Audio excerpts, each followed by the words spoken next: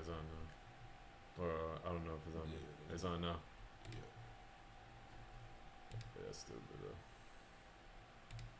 though. Left. That's crazy. Chaz posting up from the three-point line. Oh, man. Throws it up, no good. Good try. Come on, man. Come on, man. We're going to get into halftime pretty soon. One day. Hopefully. Left hand down. Will he do it? Will he do it? Jab. Let's go. Pull Jump up. Good block. Block on the play. Good block, man. Good.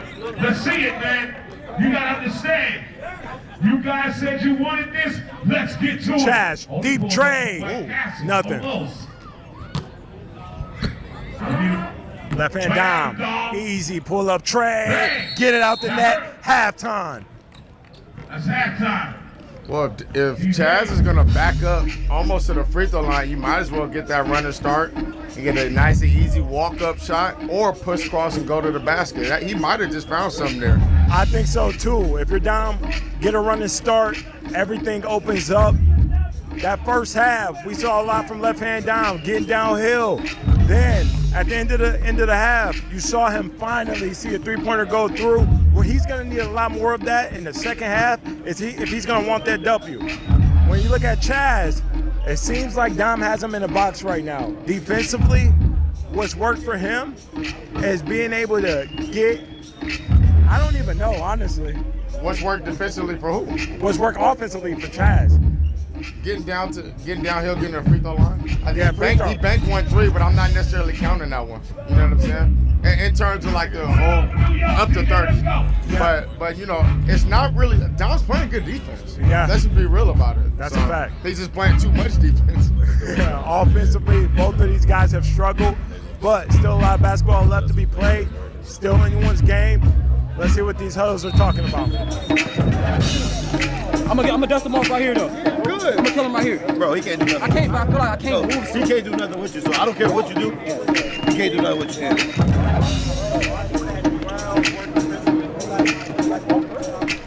That's halftime. DJ. Now you know how the game goes. You know how to see it. You know how everything is. I need you to get in your back. He's more alpha than you right now. Real shit. That nigga ain't shit. His confidence a little bit making more shots for him and shit like that. Where your savage at, nigga? You at home. He acting like he at home. You got 1,000 stops. Turn your fucking savage up, bro. Good shot. Jab him off you, build your base. You better than it, nigga. You rocking, you got stop after stop after stop. Gotta pick the ball in the rim. Game is dirty, bro. At the beginning, stop too. 15 more to go. Left hand down.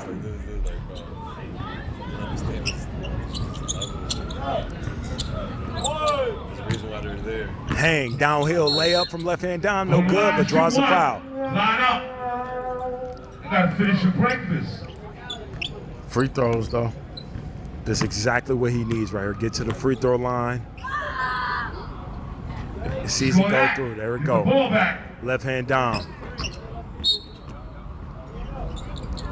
Top of the key. Dance with it. Downhill. Pound. Step back.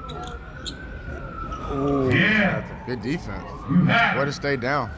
You gotta figure that one out. Got him on his feet. So when you pull up, right side with Dom. Match up. You and him. Chaz. Dom, crossing over. Ooh. Run away. Jumper. That looked good. No good though. Wow. I can't. Oh, there. I just don't know why he's not, like, after the second half, or going into the half, he backed up, got an easy shot. I don't know why he's not attacking him the same way. Chaz, deep three. Open shot. Cinder blocks. Okay, it looks like he's going to start a little bit deeper. No, he's not. He's going to shoot it, though. In and out. My man, the ref, I see you. 8-point ball game right now. Left hand down up. Right side. Let's see it. Jumper up. No good. All his shots have been long. All of them. Come on, Dom. Even the 3 he made, it was off the glass. Somebody got to change the score. Left hand Dom. Step back, Trey. Bang. Oh. Nothing. His are just off to the left or right. Chaz is just long. Like, his shots are long. Next two is gonna be vicious game. Okay, here we go. Try to sneak it under, couldn't get it to go. 8-16. Long ways to go. Game to 30. Left hand Go Dom. back down. Working downhill spin, up, foul on the play. He'll go to the line. Height, strength advantage goes to Don. I don't know why he doesn't just, maybe he's just that tired. Walk right to the free throw line, though. Left hand Dom to the line. Free throw is no I good. have no idea why he, Booker Eli. this is how you start cramping up from playing so long. Come on, Chaz. Chaz, jab. 100 chances are tied up. Jumper, nothing. Somebody, I need a bucket right Left now. hand Dom. Give me a bucket, Tom.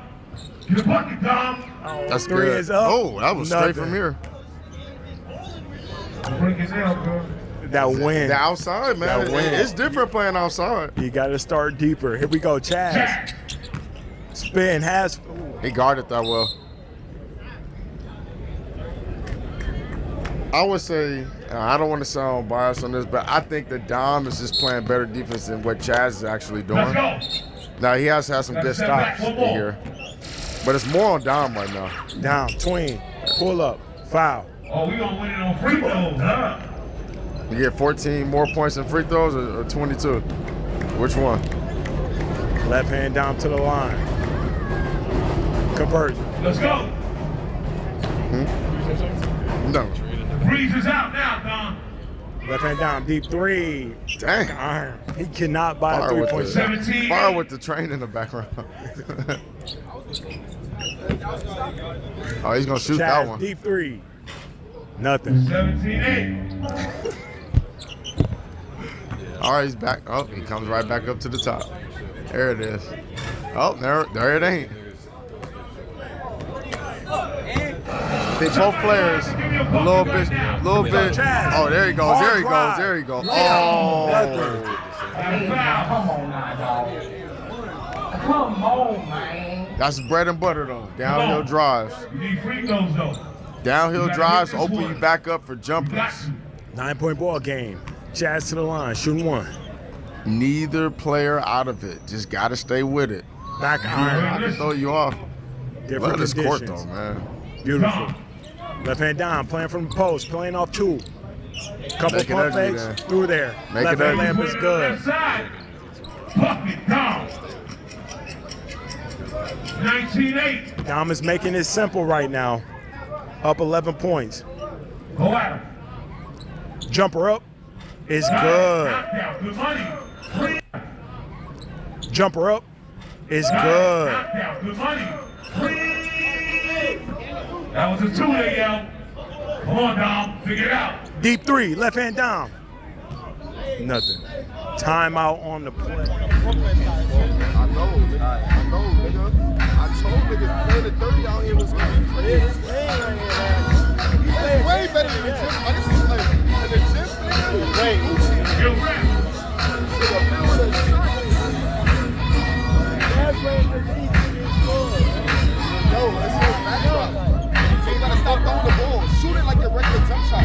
There's no backdrop, bro, so it's hard. The rim is not where you think it's at. That's why you throwing it, bro. That shit looks far, but it ain't, bro. It's just because there's no backdrop. Hey, nigga, mommy with you right now. I need you to dig and give everything, bro. Mommy with you. That's what All right, let's go. Let's I go. don't know what it is, but they ain't really been getting buckets like that. It's different. Are we back to the action? Chaz with possession. Deep trade up, and that's money. Okay. Is he getting going? Wait a He minute. needed that timeout? 10. Oh yeah. Damn, that was a long three. That was long. Here we go. Chaz once again. Left to right, tween. Good defense. Great defense by left hand Don. All right, Dom. Saw how effortless he shot that, Right, bro. Dom. He's a shooter. Dom gonna move around, start from the left wing.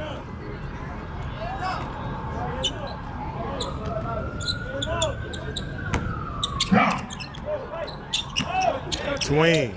Playing off 2 right now. See what he does. Turnaround jumper is no good. Great defense. 21-11. Shouts to my man Matt. Shouts to my guy Matt, man. Chaz from the same spot. Let's see what he can do here. Another one. A little long. All right, here we go. Left hand down, top of the key.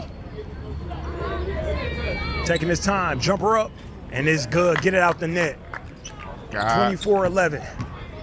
To get a little bit closer, man. You can't just let him. Left hand down. A little long on that one. Chaz is playing a little too far off, right? We're on our way.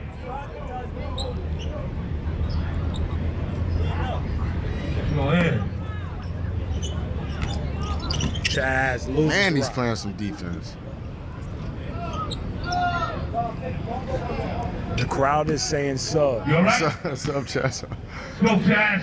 Nah, we're not gonna hate on Chaz, man. He can play. Left hand down. Hard drive. Gets to that baseline jumper. Money. That's chicken. Oh, you can't do that. Well, this way, you can't do that. That's right. Good call. Couldn't see it because camera guy was in the way. What happened? Did you see it? They say he poked the ball away, but you got to be careful. You got to call that when it happens. Chaz downhill layup. Good. All right. Chaz downhill ball away, but you Camera. Well, this way, you can't do that. Oh, you can't do that. money. Man, he can play. Left hand down. Hard drive. Gets to that baseline jumper. Money. That's chicken. Left hand down. Hard drive. Gets to that baseline jumper. Money. That's chicken. Oh, you can't do that. Well, this way, you can't do that. That's right. Good call. Couldn't see it because camera guy was in the way. What happened? Did you see it? They say he poked the ball away, but you got to be careful. You got to call that when it happens. Chaz downhill layup. Good. All right.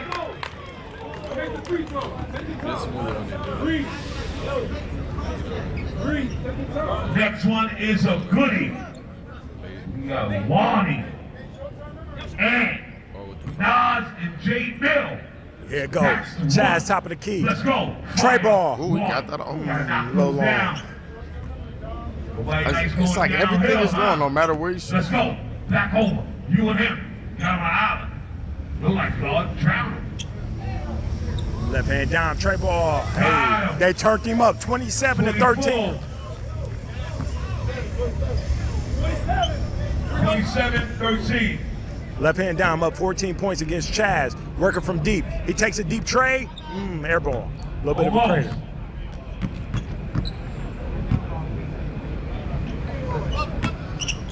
Chaz. Push out. Oh, that's left the left. hand. Boom.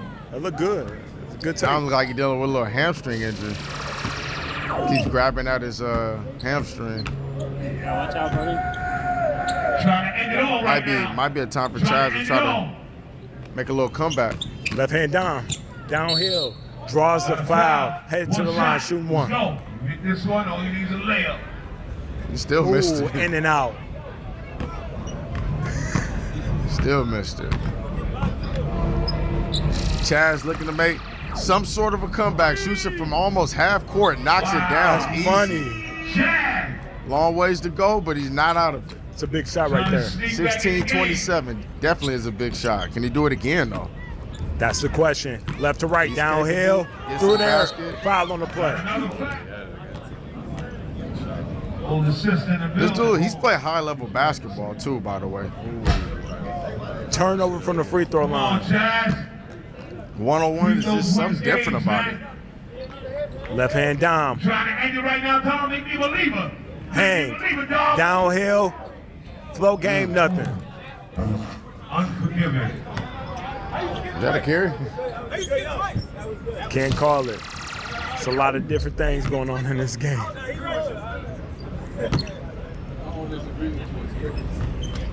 Chaz, Chaz. deep three again, while the wind is going. Air ball, Did he block it or cause No, the it was just a win? win. Yeah, bro. It's just a different game. Hopefully y'all get these dudes Left hand grace, down man. for the Both game. of them. Nothing. Wow. It's different shooting outside, man. And the backdrop Somebody get too. another bucket. Something that a lot of people don't think of. Chaz. Oh, good move. Step back, Trey. Nothing. Almost. I know some of y'all at home, if y'all played in the arena Made it hard on yourself. versus man. playing in a regular high school, that backdrop kind of throws you off. 27. Left hand down. Hard drive. Layup good. Went to the right. 29. Got it to go. Bucket wins. This is it, dog. Close the chapter, man. Close the Just for chapter, dog. context, Here we this go. is fresh Close off the the chapter combine, right? now. It is. He had 1 day of rest and right back into play, so played Okay, 4 now games at swing. the combine. Oh, good move. Cross. Downhill. Foul on the play. Head to the line. I wouldn't be surprised that hamstring is bothering him. Left hand down from the free throw line. Converts. Ball game. Left hand down. 30-16 against Chaz. Got the W. Big win. This is Battleground Special Edition. New York versus Ballers Life.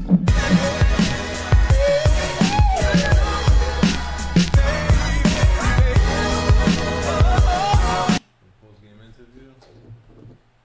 He said none, right? He just got out of there.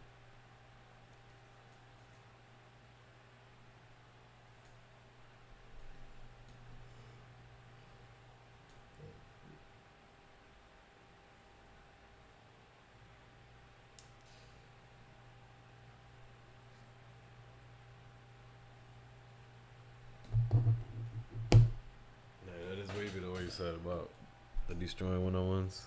Yeah, I just watched that too. That one. Yeah. You fuck with them ones, huh? Football ones? Yeah, I fuck with it. Yeah. Yeah, I fuck with it. Fire. Nah, that's cool. You got on. You said on Madden. Yeah, they're adding it to Madden. It's crazy because I seen clips of 2K coming out Yeah. that they added the step through. Like you do the side step through, like side, not just like. Not just a regular step through. Yeah, it's kind of more. You can move freely a little bit more. So you already know niggas is abusing that shit, but niggas about to like glitch that shit some way, somehow, some way. But it's definitely the game. It'll definitely be smoother. They're definitely gonna, like you said, they're gonna add the ones.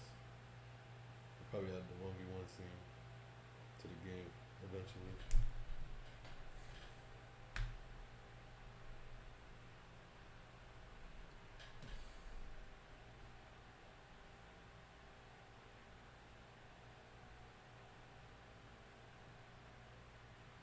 You wanna watch that the trader? You wanna watch that? Yeah.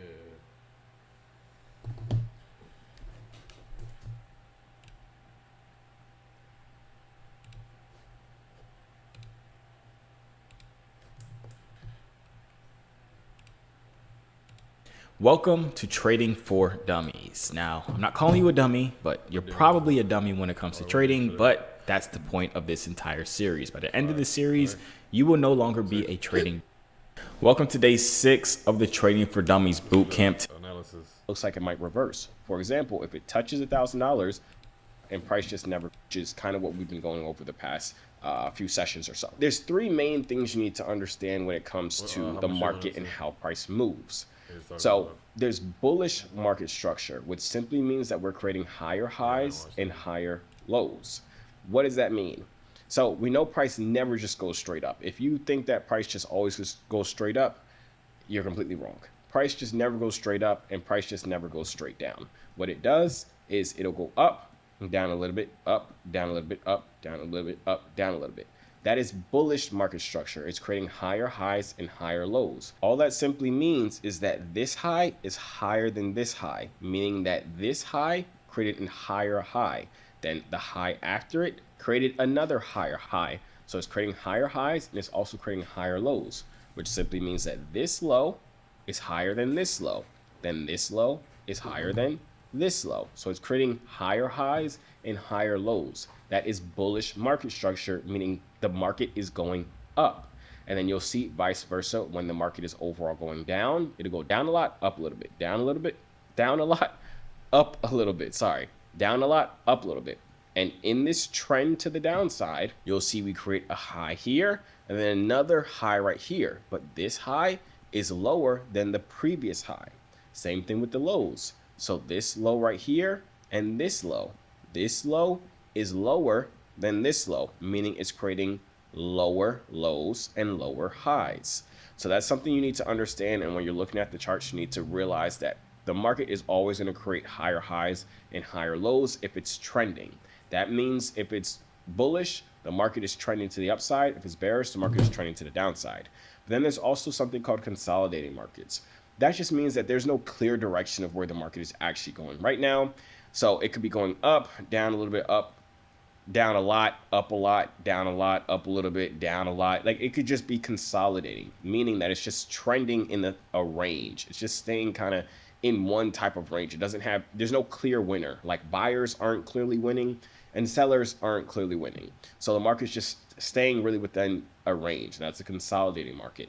Now, the reason you need to understand this is because certain trading strategies, especially ones we're about to go over in a second, certain trading strategies work better in trending markets, and that could be bullish trending or bearish trending markets. And then some strategies work better on consolidating markets, and then vice versa. There's a lot of strategies that don't work very well with consolidating markets or consolidating market structure, but they work amazing with like trending markets, like a bullish market structure or a bearish market structure. And then there's obviously the flip side of it. So you need to understand these things and know what type of market we're in, whether we're in a bullish market, creating bullish market structure, or a bearish market, creating bearish market structure, lower lows, lower highs, higher lows. You need to understand all that so that when you're looking at the charts, you know exactly what you should be looking for. Because there's one tip that I'll give you, and we'll dive a little bit deeper into it later on, but you always want to trade in the direction that the market is going. You never want to try and guess because the market's going up. You never want to try and guess and be like, this is the top. I'm just going to sell because it just has to go down now.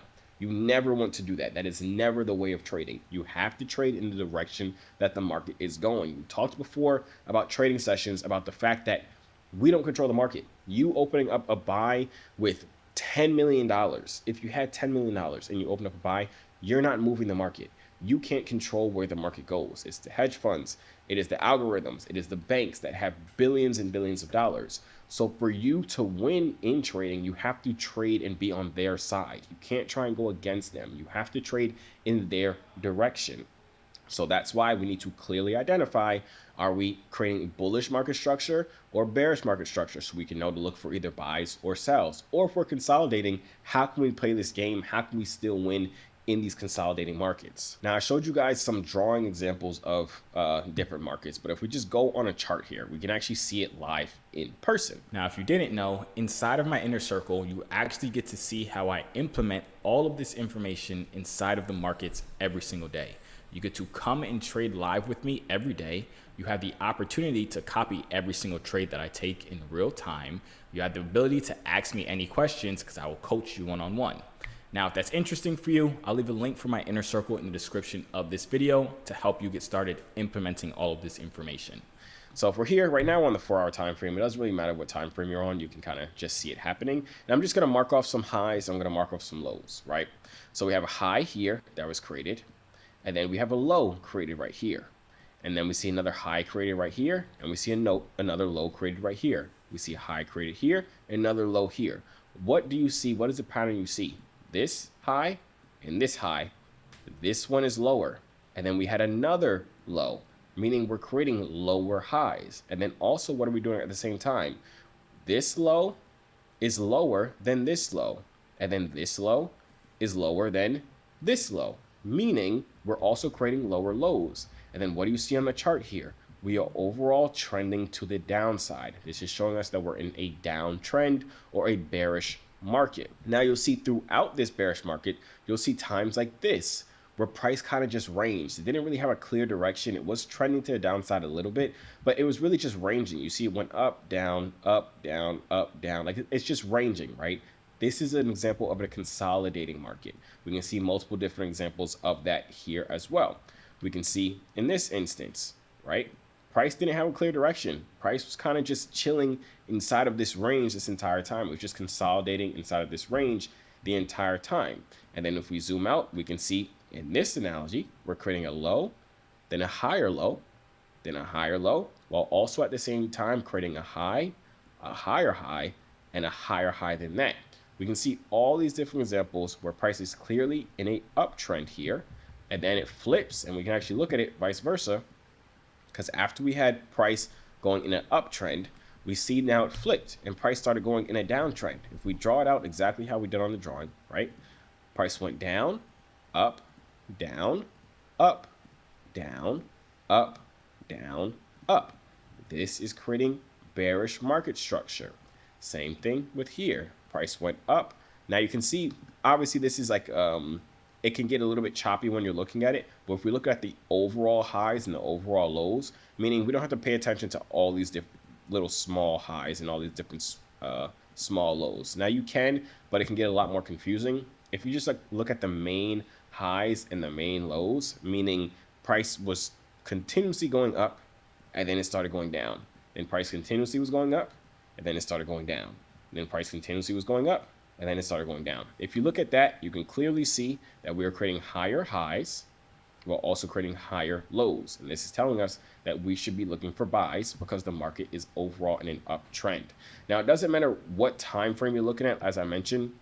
If you go to the hourly time frame, you can still see the same exact thing. You can see here we're clearly trending to the downside. Here we had a little period of trending to the upside, so you can see it no matter what time frame you're on. You just need to be able to look at it and to see the bigger picture and know overall, okay, are we trending upwards or are we trending downwards? That way you know which side of the market you should be on. One of the biggest things you need to understand about technical analysis is that it is simply predicting what price will do based off of what it has previously done. Technical analysis is literally all about just looking at patterns, finding patterns and waiting for those patterns to repeat themselves. We went over the candlestick patterns. We went over, okay, most of the time when you see a doji candlestick, price is about to reverse. Or most of the time when you see a bullish engulfing, we're about to start going up. These are all just patterns, and patterns are the basis of technical analysis. One of the biggest patterns that you're going to see and notice in technical analysis is something called support and resistance. It's the foundation of almost every single strategy. We're about to hop into strategies in a second here, but it's the foundation of almost every single strategy that you see in this video, that you would have seen on every other YouTube video. It is like the backbone of technical analysis overall. And a lot of people overcomplicate it, but it's very, very, very, very simple. All support or resistance is simply places where price previously got to, and either the market thought it was too expensive or they thought it was too cheap, and the market went in the opposite direction. Meaning, let's imagine this red box right here is a support zone. Support is always below where price is at. A good analogy that I use to remember it, the difference between resistance and support is a floor. Support, just think of something supporting price up. And then resistance, think of resistance as a roof. Think of you trying to break through a roof, but it keeps resisting. That's the same thing. So let's imagine this yellow line is price. Price will tap into support zones and it will start going up. Same thing vice versa with resistance zones. Price will tap into resistance zones and start going down. Now, why does this happen? Let's use the analogy of right now, because I'm on Ethereum chart. It doesn't matter what chart you're on, support or resistance is essentially the foundation of it and can be used for it. It is literally the strategy that I have used from the start of my trading that has made me the millions of dollars that I've been able to make with trading across all different industries. But the reason being is, like I said, with the analogy or the example that we're going to use for now is Ethereum. Imagine the price of Ethereum down here at this red box is $1,000, right? And imagine the price of Ethereum up here at this red box is $2,000. I told you guys before when we talked about trading sessions that we don't move the markets. The big banks do, the big private equity and hedge funds do, right? So when they find something is too expensive or too cheap, they will buy it up. For example, this is Ethereum. The yellow line, the price of this is Ethereum. Every single time Ethereum gets to $1,000, it's super, super cheap. So everybody buys it, and when everybody buys it, it makes the price go up. You can think on a regular scale. Imagine right now iPhones are what, $1,000? I don't know how much they are. Let's say they're $1,000. If you went to Walmart tomorrow or Target tomorrow and an Apple iPhone was $200 instead of $1,000, you would buy it up because you know the actual fair value for that is $1,000. And then same thing when it comes to, let's say in this same exact example, if a phone was $2,000 or it was selling for $2,000 and you had an iPhone and you only bought it for $1,000, when everybody else was buying it for $2,000, you will probably sell it at $2,000, and so would everybody else, and that would cause the price of it to go down. So bringing this back to our Ethereum trade here, every single time price gets to like $1,000, and this is all example numbers, but every time Ethereum gets to $1,000, everybody thinks it's super cheap, so they buy it. When everybody buys it, it makes price go up. When Ethereum gets to $2,000, everybody thinks, dang, that's mad expensive. I'm just going to sell all my Ethereum. When everybody sells all their Ethereum, that causes price to go down. And it just keeps doing this, right? Now, it'll be times when, okay, really like $1,000 is not that cheap anymore. So everybody won't sell it at $1,000 and it'll break through that. That is called a breakout, and that's a breakout of a support zone or a breakout of a resistance zone. But right now, let's go back just for a second. So the way we're able to use these support or resistance zones, we're able to see, okay, at $1,000, right? Most of the time, when it gets to this price, it starts going up. So me as a trader, as soon as it gets to $1,000, I can look for certain patterns, whether it's candlestick patterns or different market structure patterns, that tell me, okay, it's at $1,000, and then I saw this candlestick pattern, I should probably enter a buy because it looks like it might reverse. For example, if it touches $1,000, which is a support zone, and I see a doji candlestick, and I know it's been trending down to the $1,000, and I see a doji candlestick, which means indecision, and that price is about to reverse, I can enter for a buy, and then that buy would allow me to make money as it goes up. Same thing vice versa with sells. That's how we as traders trade support or resistance. We're able to identify the areas where price has previously reacted to or previously sold off of or bought up off of. And then we're able to position ourselves to wait for extra confirmation to enter into a trade. What I don't want you to do though, and I find a lot of new traders doing this, is they'll have their support and their resistance zones drawn up. And as soon as it taps into, let's say, a support zone, they'll enter for a buy because they just assume it's going to go up. I mentioned to you guys before with candlestick patterns, the same thing with support or resistance. It's not 100%. It doesn't mean just because it's bounced off of here the past 20 times, it doesn't mean that this time it's going to bounce off of there still. It could break through and have a breakout. That's another type of strategy that we'll talk about a little bit later on. But nonetheless, that's why we wait for extra confirmation. And that's why later on in this video, I'm going to go over what confirmation I look for my support and resistance strategy. But that essentially is support and resistance. Now, I mentioned we do have breakouts, right? We'll have breakouts where price will break above, let's say, a previous resistance zone. Let's say in this analogy, it buys up, breaks out of it.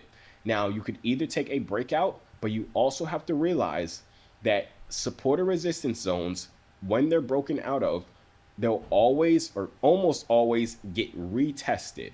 Meaning, it broke out of this resistance zone, price will come back down to retest that previous resistance zone in this analogy, and it'll treat that previous resistance zone as now a support zone, and it'll buy off of it.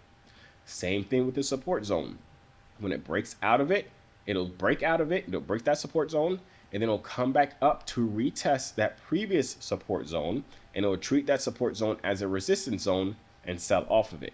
This is called a break and retest. This is another one of the strategies that has printed me money. This is one of my favorite strategies to trade, which is that break and retest off of a support and resistance zone. So once you understand that concept of what support or resistance is, and then understanding and realizing that when it breaks out of it, there's also a play that you could take after it comes and retests it and it flips it, that's a very valuable skill to know. Now, obviously, this is all drawings and this is all not fake, but this is just drawings, but we can see it here live on the charts. I don't have anything currently drawn up on the charts, but if we just zoom out and look, right, what I'm going to do, I'm just going to draw boxes around certain areas, and we're just going to see how price reacted to it when it got to that same price point. Because remember, candlesticks is simply telling us where price has been and the story of it. So we see here, price got to this area, right? Let's zoom in and look at this. Price bought up here, and then it sold down very heavily. What we're looking for with support or resistance zones is we're looking for price to buy up to an area and then sell off very hard, or sell down into an area and buy off very hard. In this example, we see price bought up to an area, then it sold off very hard. What happens if we drag this across? This is that same area. We're just using this box tool to mark off the area. If we drag this across, what happens when it taps into that same area? Price is all the way down here. It bought up back into that same area, and what did it do? It sold off. We can look on the bottom right here. Price was selling down heavy. As you see, price was selling down very heavy.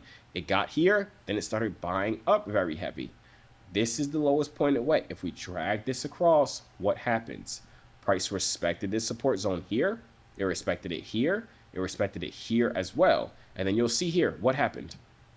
Price broke through it, came back up into that previous support zone as the break and retest. And then what did it do? It sold off.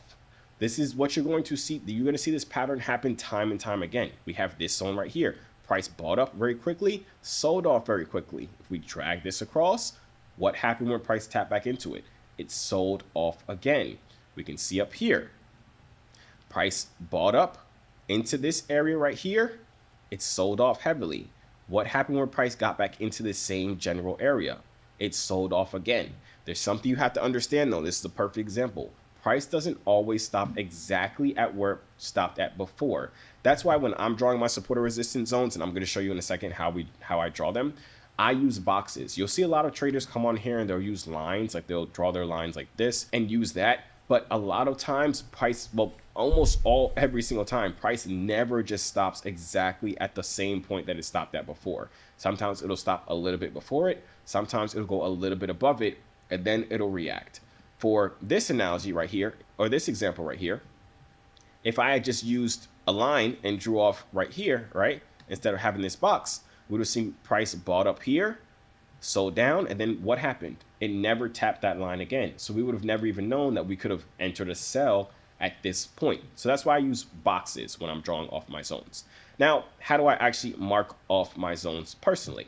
So this is how I mark off my zones and how I kind of know what a zone is versus just using a line or just drawing a box any type of way like this or something. There has to be consistency with it. So how I like to do it is, okay, I see price sold down into an area and then it started going up. What I'll do is the lowest wick in that drop to the downside, I'll start my box there and then I'll drag it to the highest body before it started going up, the highest body of the candlestick. So in this analogy, you see it sold all the way down here. So that's the highest wick. And then the lowest body is on this candlestick. So I drag it until it gets to that candlestick. And then what I do is I just drag it across and I just wait for price to react to it at that point. And as you see, it reacted to it here, here, here. And then what happened? Broke through it, came back to retest it, and sold through it. That is essentially how I draw my zones. And I can draw this multiple times here. You see price bought up into this area. We'll take my box out here. I'll draw it from the highest wick to the lowest body, since I'm drawing a resistance zone right now. And then all I'm doing is dragging it across. And I'm simply just waiting for price to tap back into that area. What happened? Price came, tapped back into that area, and sold off. This could have been a nice selling opportunity off this resistance area. Now you're going to see multiple different examples of this. You're going to see it all over. You're going to see these break and retests happen. You just need to get good at seeing and spotting these actual resistance and these support zones. And like I mentioned to you, the main thing we're looking for is big rejections away from areas. You don't want to get distracted with things like this, right? Where price got up here, it bought up into this area, it got here, and then sold off a little bit. That's not a good support or resistance zone for me. I want to see big rejections. So for example, this is a big rejection. Price got down here, then it rejected heavily off of here. So then I would drag my zone across and I'd wait to see if price tapped into here again. I'm not sure if it did. Oh, it didn't. See, perfect example. It just broke through it. I mean, it bought off of here just a little bit right here for a little bit. You could have made some money here or right here when it bought off of it again. But the main setup I probably would have taken is when price sold and broke through my previous support zone. And then what did it come do? Broke through it, came back up to retest it, and then sold off. I would have taken that break and retest. But as I mentioned, you're going to see this example happen so many different times. You just need to get good at spotting these support and these resistance zones. So what I would do as good practice is I would zoom out my charts, and keep in mind, I like to draw my support or resistance zones on higher time frames, like a 4-hour time frame or a 1-hour time frame. I don't really draw it on like 1-minute time frames or 5-minute time frames. Reason being, and this is something you have to understand, the lower the time frame, the more price lies. Because, and you remember my analogy where I showed you we have a daily candlestick, but that has 24 hourly candlesticks in it. It has however many 1-minute candlesticks inside of it. That can show you a lot of noise, right? But a 4-hour time frame support or resistance zone is really going to show you the real zones. It's going to show you the strong zones. That's not saying that a 1-minute support or resistance zone would not work or it won't be respected. It's just I would always trust a 4-hour time frame support or resistance zone, or support or resistance zone drawn on the 4-hour time frame. I would trust that over one that was drawn on the 1-minute time frame, or the 5-minute time frame, or the 15-minute time frame. I'll always lean towards the hourly or the 4-hour time frame when I'm drawing my support or resistance zones that I'm looking for trades off of. So I'd recommend the same for you as new traders. So like I was saying, a simple way of getting good at drawing support and resistance zones is just to zoom out on your chart here on the 4-hour time frame and just look to see where price pivoted at, right? Take out your drawing tool if you want to and just look where price pivoted at. Okay, price pivoted here, it pivoted here, it pivoted here, pivoted here. We have all these different big pivot points, right?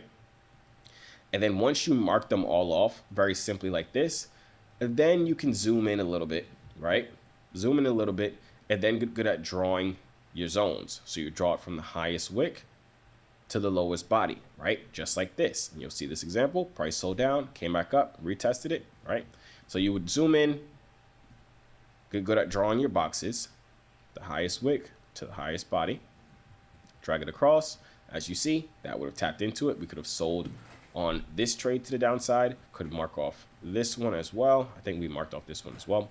But this is essentially how I suggest for people to get good at finding support or resistance zones. Now you can get a lot more intricate and a lot more detailed once you become a little bit more comfortable with finding these zones, where you don't have to look for the complete obvious ones like the ones that I marked off.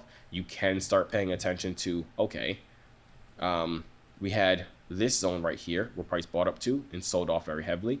I could have taken this trade, or I could have taken the trade right here where it got back into that same area, right?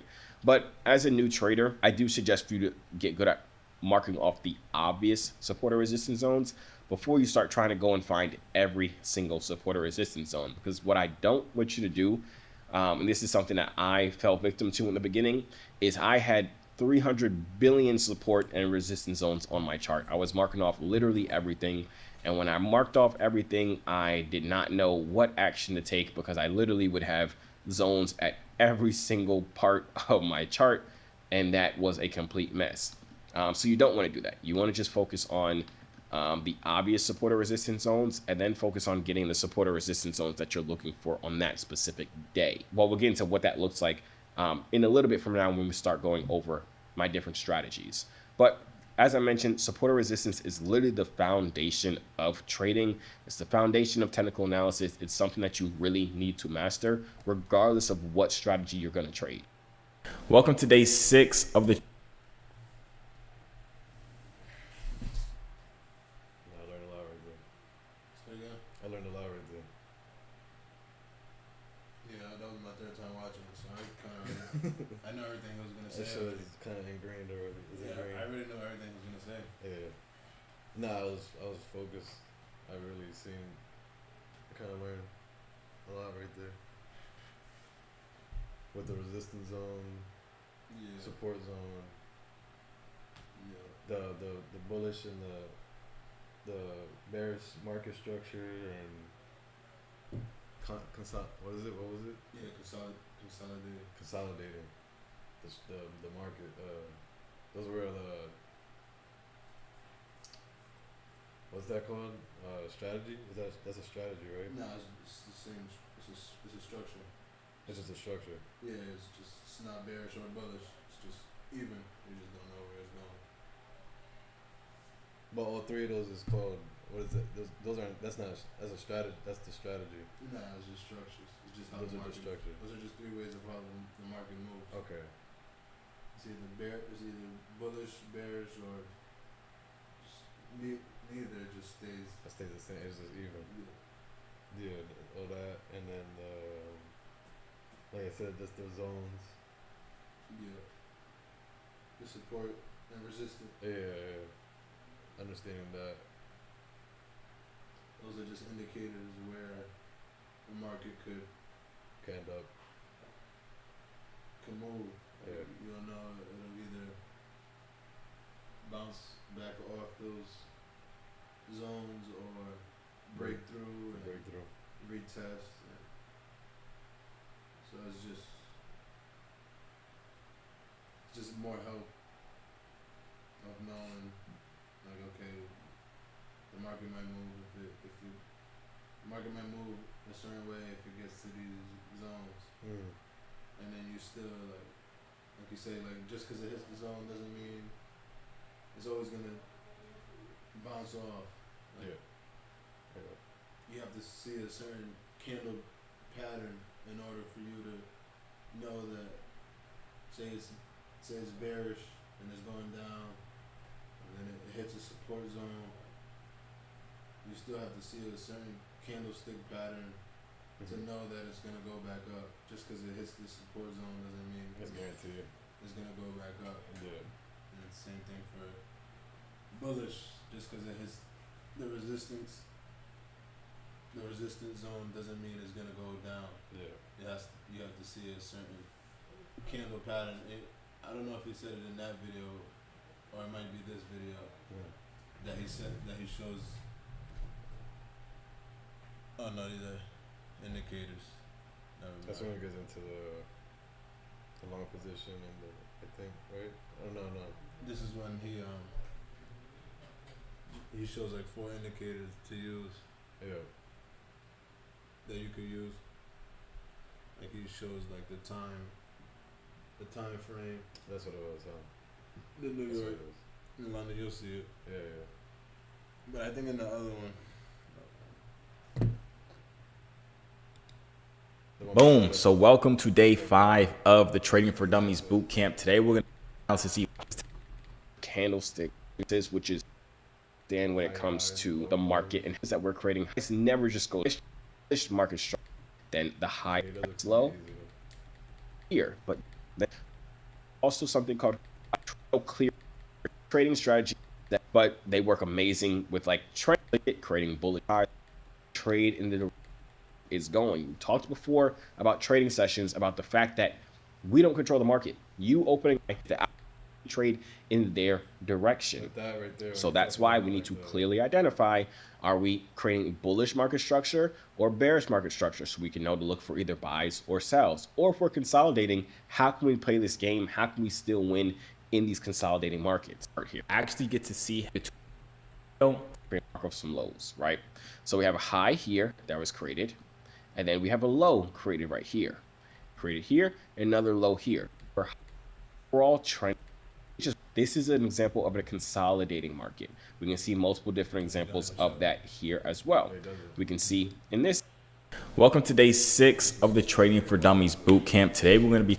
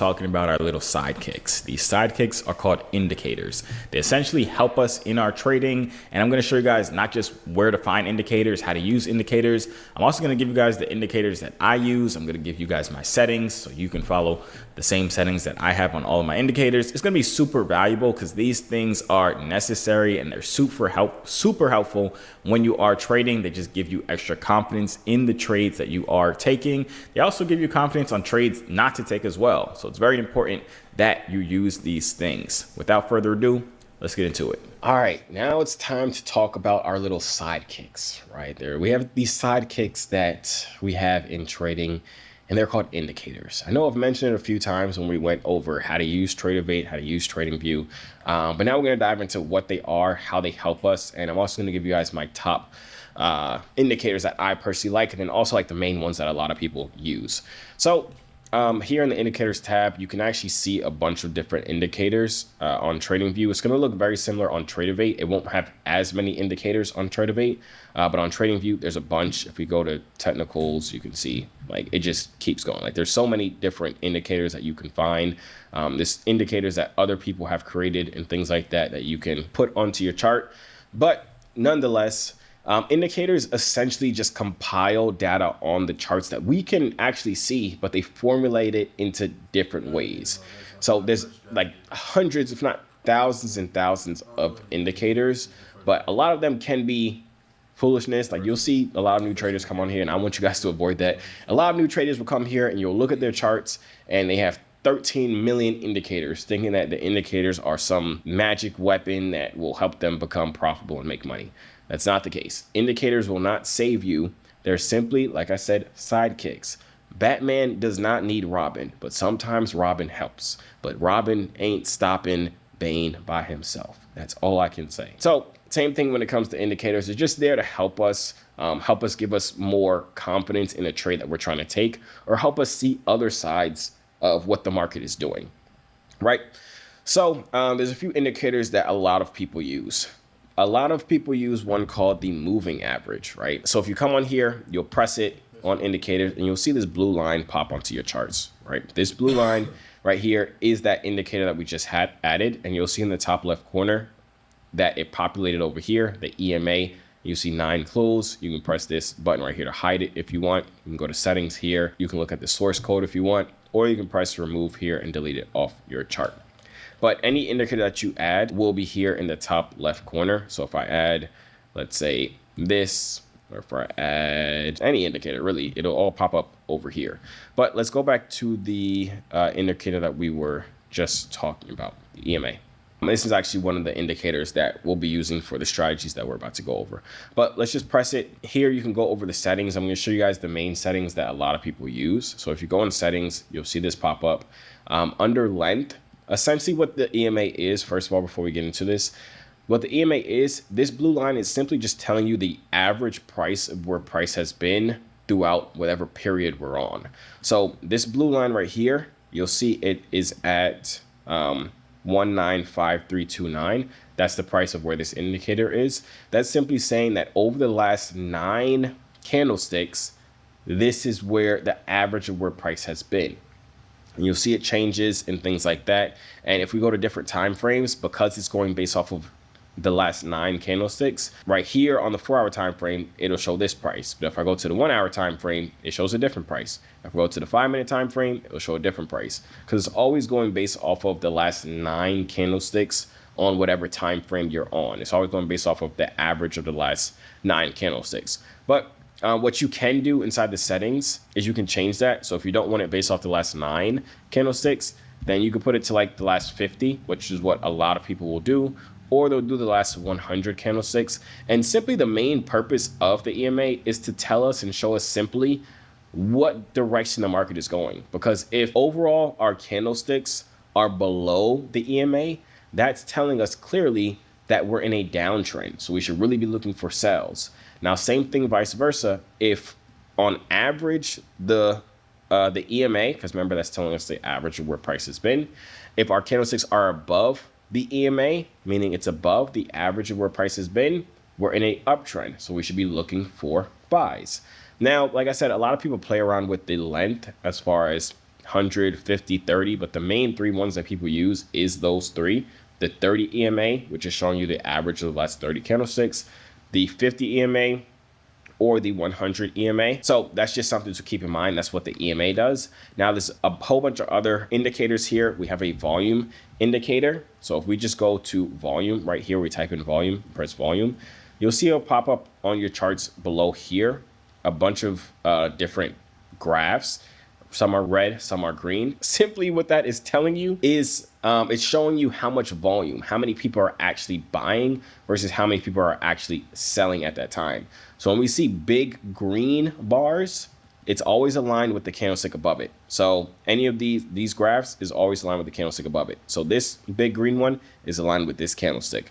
But you'll notice here we see big green bars. We're also going to see most of the time big green candlesticks. Same thing vice versa. If we see big red bars, we're also going to see big red candlesticks right here.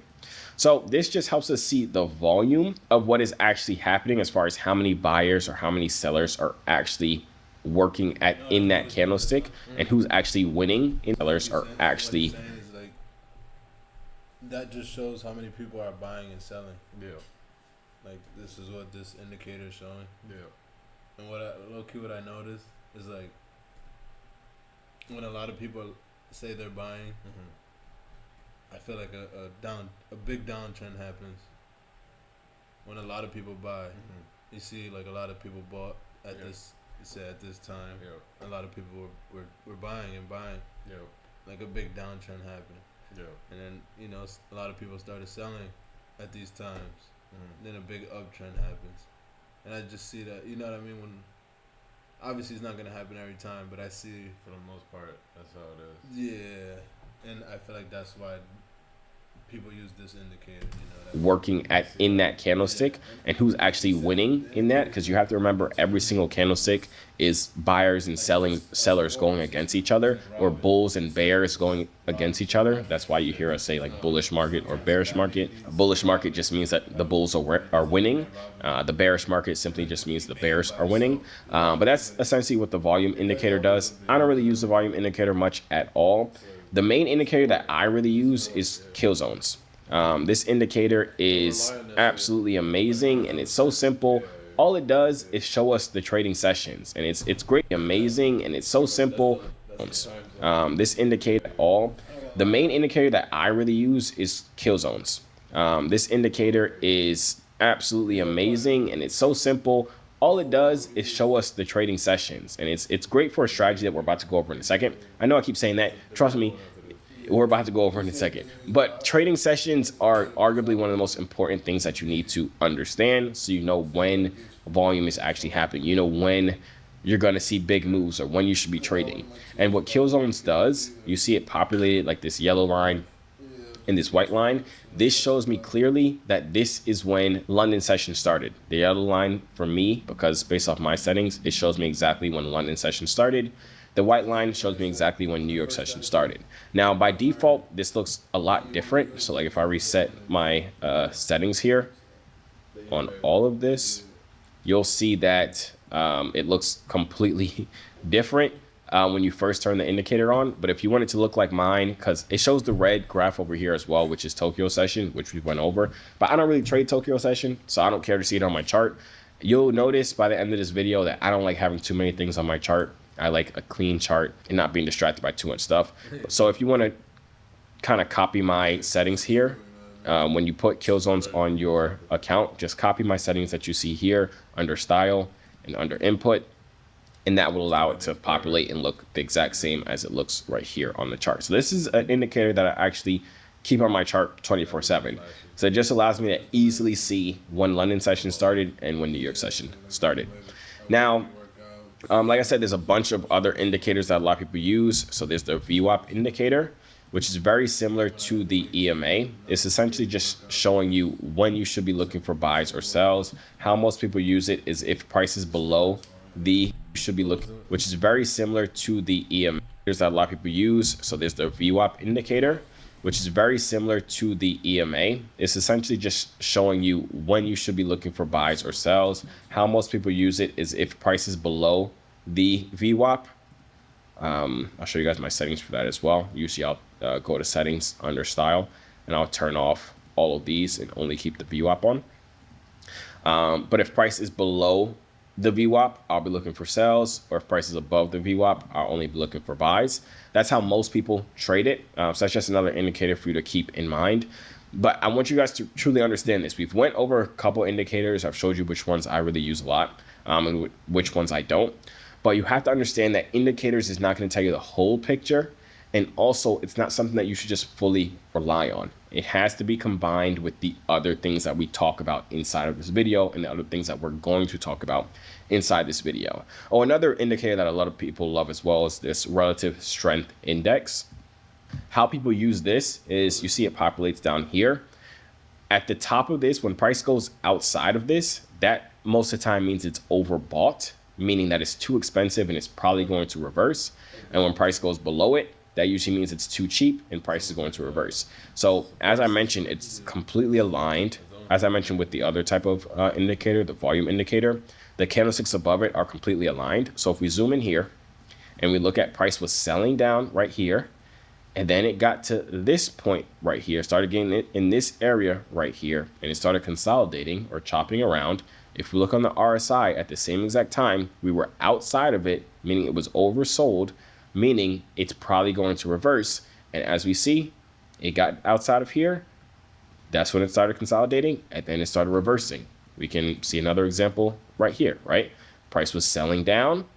We see on the RSI, it came outside the RSI, and then it started buying up because it had to go back into the RSI where it wasn't oversold. Now, if you didn't know, inside of my inner circle, you actually get to see how I implement in real time. That's interesting. Implementing add as a confluence, you see price sold down here, it's outside the RSI, and then it started going up. So this is another cool indicator. I use this a lot when I'm trading stocks. If a stock is super oversold, I'll look to buy it. But most of the time I'm looking to buy it and hold it for like months and stuff like that. I'm not looking to day trade it. But this is another indicator that a lot of people use, day traders as well as people who hold trades a little bit longer. But indicators, as I keep trying to mention, they're not foolproof. They're not something you should 100% rely on. They should just be something to add on top of what you're already doing or the strategy that you're already trading. And please don't fall into the hype of having 300 indicators on your charts thinking that it's going to help you. I promise you it's going to hurt you more than it will help you. It'll confuse you way more than it will provide clarity. So it shows the first strategy right here. This is where niggas start making bread.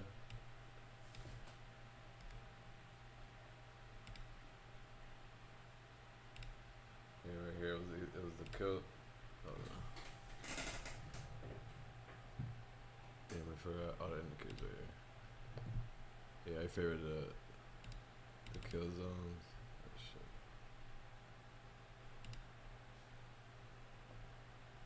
He simplifies that one too, though. Yeah, he does. You can see he shows how he does it. Yeah, right. Yeah. Oh, it's because I have more than one. That's why. One in that video, the right? Settings. Yeah, he shows how he does the settings. I just don't. You gotta look at it. Yeah. No, I do remember this.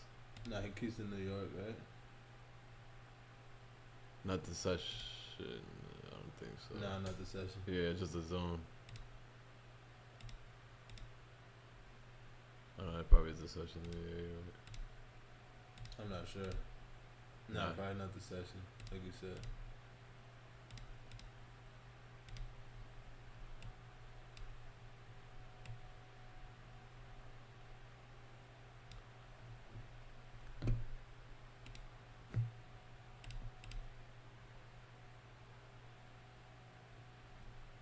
Yeah, we're gonna have to rewatch that video. I mean, rewatch that part. I mean, when he sets it up, like you said, but not yet. And then what was the other indicators? It was EMA. EMA.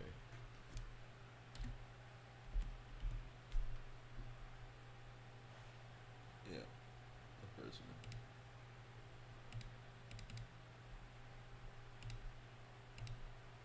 Yep.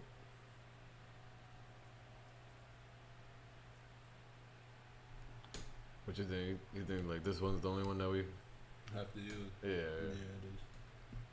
You don't even need to use the kill zones, huh? Yeah,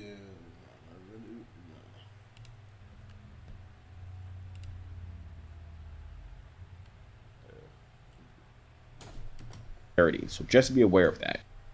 Welcome to day 7 of the boot camp. This is where things start to get fun. I'm going to be diving into my favorite, and if I had to tell you the truth, it's probably the best scalping strategy out there. I'm going to give you guys the entire sauce. I'm going to give you guys the checklist. It's a great scalping strategy for anybody that just wants to get in and out of trades. It's all done on the 1 minute time frame, so you don't have to worry about the 4 hour, the daily, the weekly, all that other stuff. It's super simple, super repeatable. I'm excited to give it to you guys. This is some extremely valuable game, a strategy that I have been using to print money for the last 3.5 years now.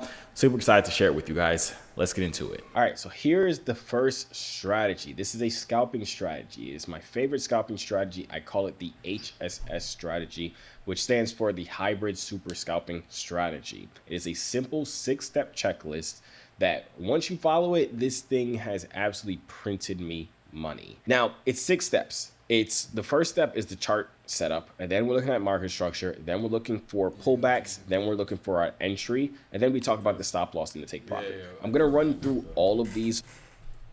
To that one. I forgot to say it. Hikashi candle. Yeah, yours is already changed to it. Yeah. I can just tell by looking at it. Yeah, what is the difference? One difference is that where the candles start is always in the middle.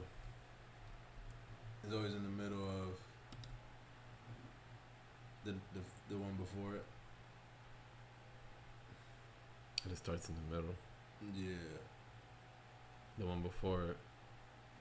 Yeah. I don't know why it looks like this though. Why does it look like that? You could like, or scroll, like right click the sides.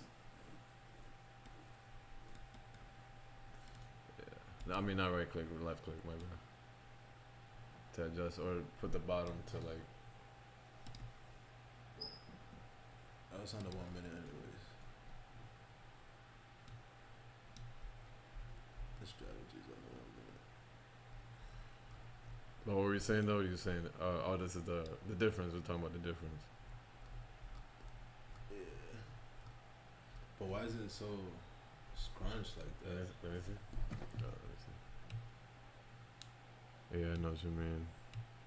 Yeah, it's probably that. Yeah. Nah, go more that way. You're spreading that shit too much.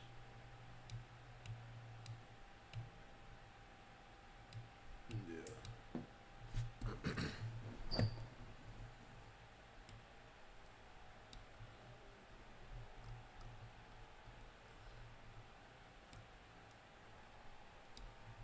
Yeah, try not to do that. That's what it is too.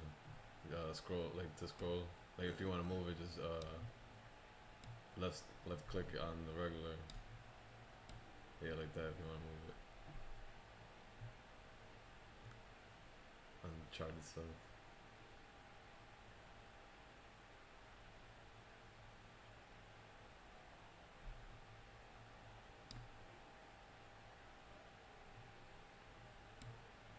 You're trying to find a.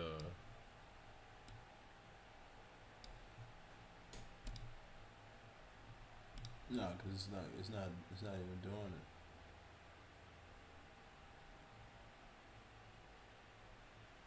Watch, you'll see his. I don't know why he's On the checklist, and I'm going to show you it on the charts.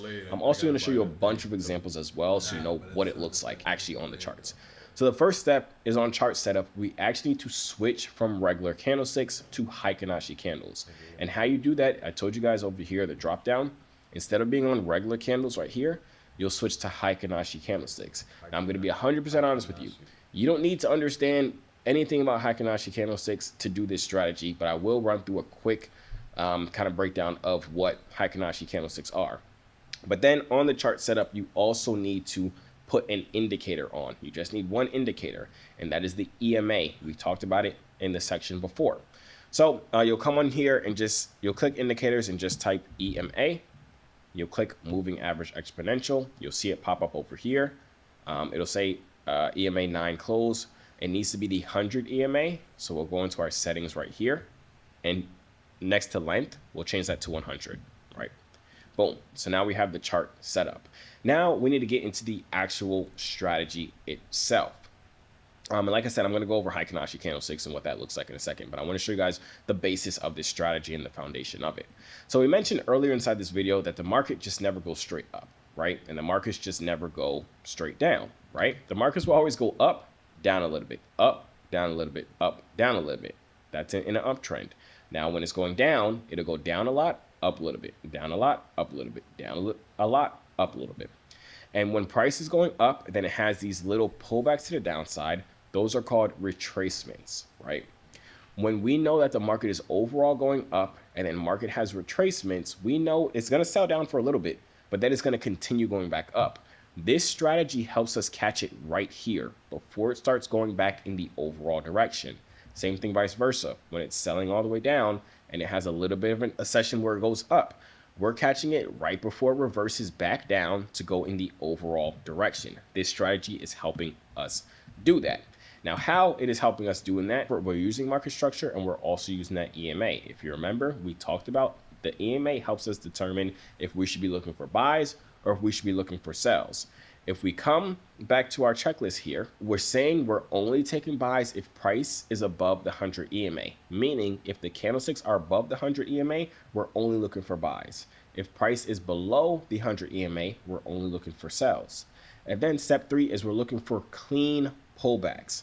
These are the pullbacks. I told you guys these retracements are the pullbacks. When we're going up, then down a little bit, that's a retracement before it starts going back to the upside.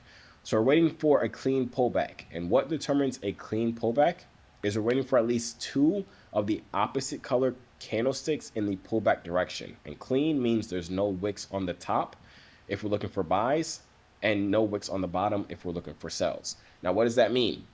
So we're overall going up. If we're overall going up, that means we're having green candlesticks going up. So a pullback would then mean we need to see red candlesticks. And remember, we need to see clean red candlesticks in this buy analogy. So we need at least 2 red candlesticks that have no wicks on the top, right?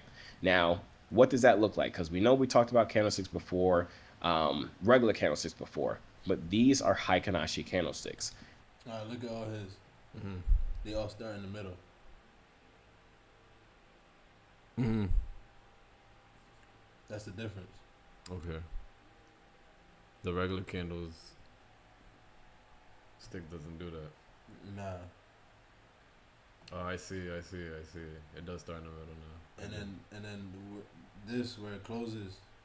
Yeah, the bottom of the body. That's not where it closes. That's just the average of the whole thing. Candlestick.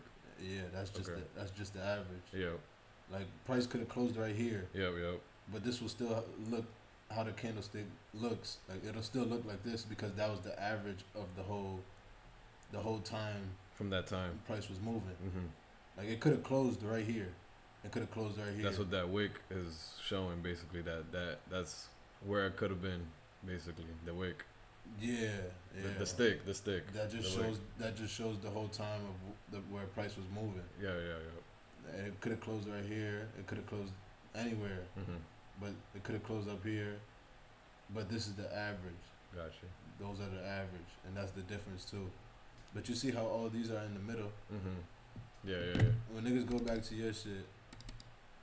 The difference between Heikin-Ashi.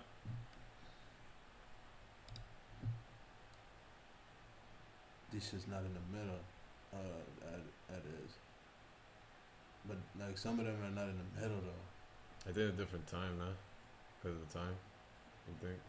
What time frame? Yeah. Nah, he's on the 1 minute. That's the only. Oh, that is the 1 minute. Yeah. That's the time that it's got to be. Yeah, that's the only time niggas can use. Check the to see what's on. Is it on? Oh no, that's on candlestick. That's why Heikin-Ashi is not even on the Heikin-Ashi. I knew it.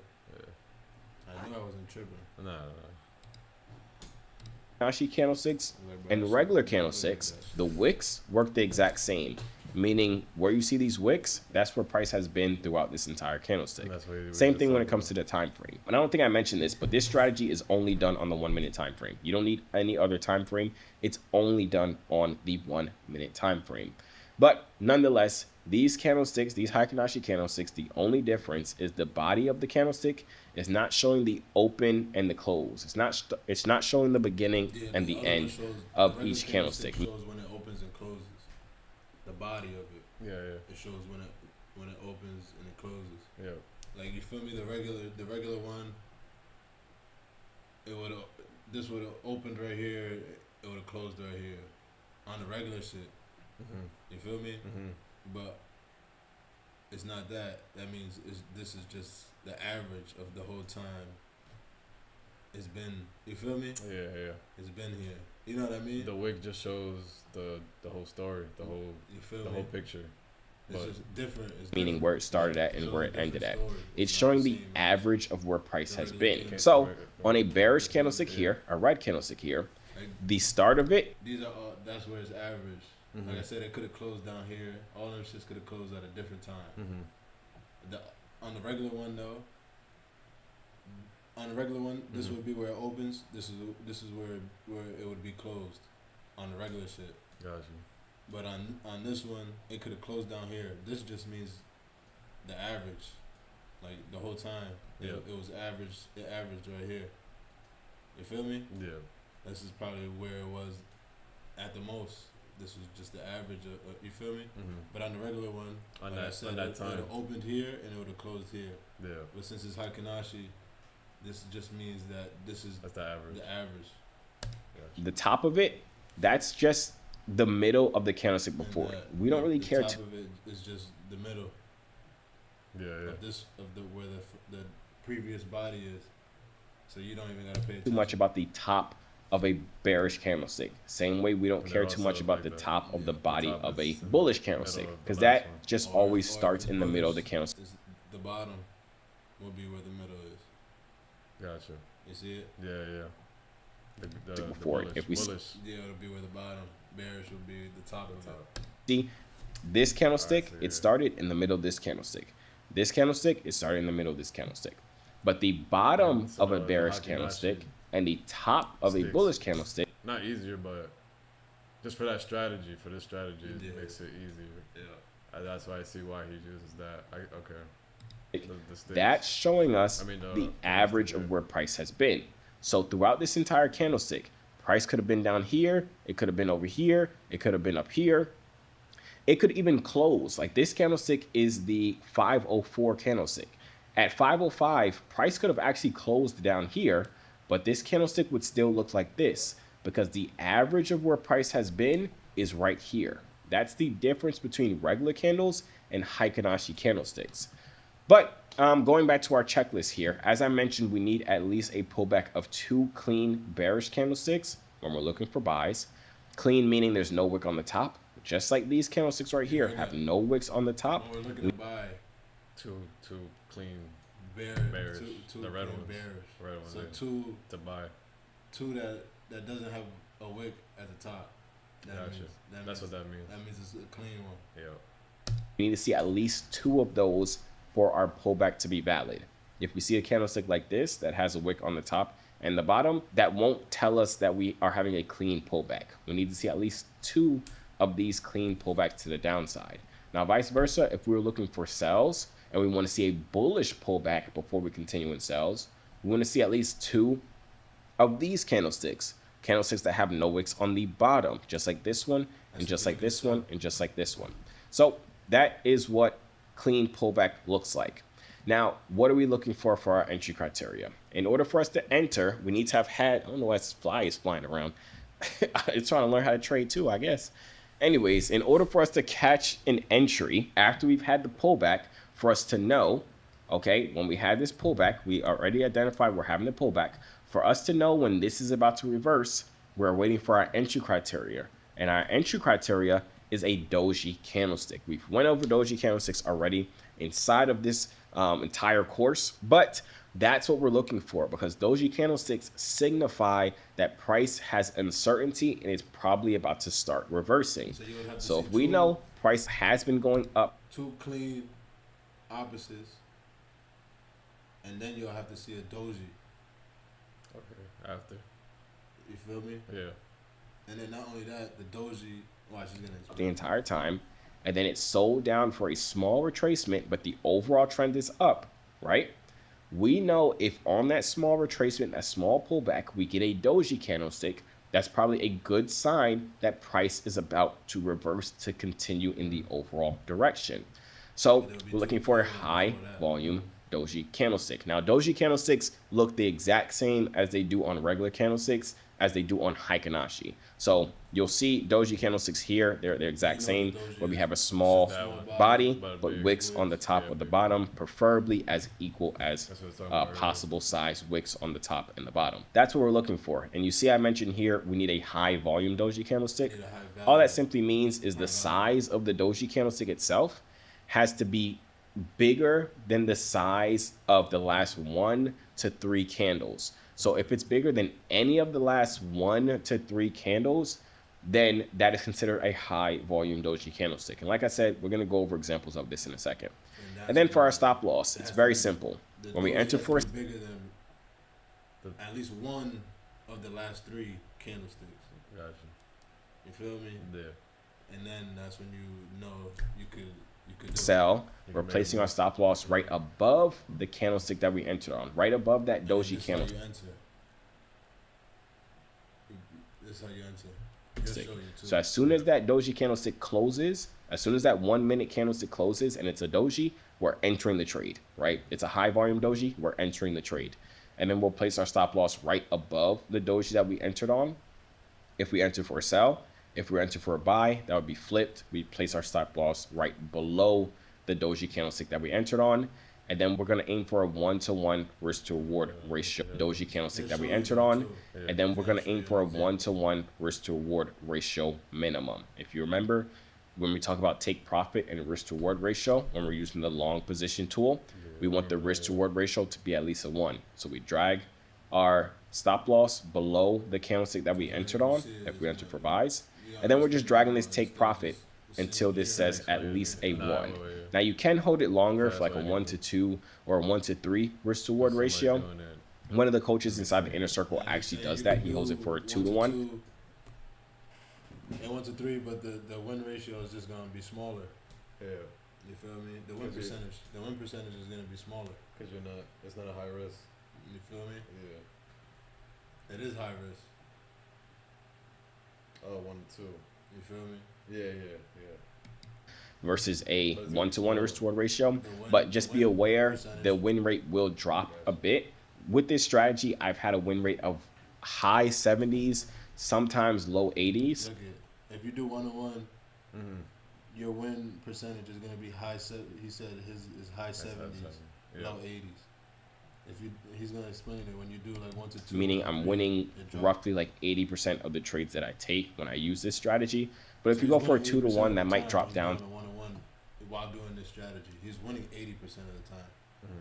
Like when you trading is betting, but it's a high value. It's like high percentage betting. It's gambling. It's not like some stupid ass. It's not dumb. Stupid ass. It's not dumb gambling. It's you actually knowing what you're doing. You feel me? But it is gambling though. Yeah. 80% of the trades that I take when I use this strategy. But if you go for a 2-to-1, that might drop down to like low 70s or high. But if you go for a 2-to-1, that might drop down to like low 70s or high 60s on the win rate. But you will be winning 2 times as much as you're risking each time. So it's just personal preference if you just want to be in and out of the trade as fast as possible, or you want to hold it a little bit longer. But we went over the checklist. Now let's see this see it in motion, right? Now, if you didn't know, inside of my inner circle, you actually get to see how I implement all of this information inside of the markets every single day. You get to come and trade live with me every day. You have the opportunity to copy every single trade that I take in real time. You have the ability to ask me any questions because I will coach you one-on-one. Now, if that's interesting for you, I'll leave a link for my inner circle in the description of this video to help you get started implementing all of this information. So in order for us to be able to look for buys, we need to first see market structure above the moving average, right? So here we see price broke above the moving average, and then we had a pullback, right? So here we see price broke above the moving average, and then we had a pullback.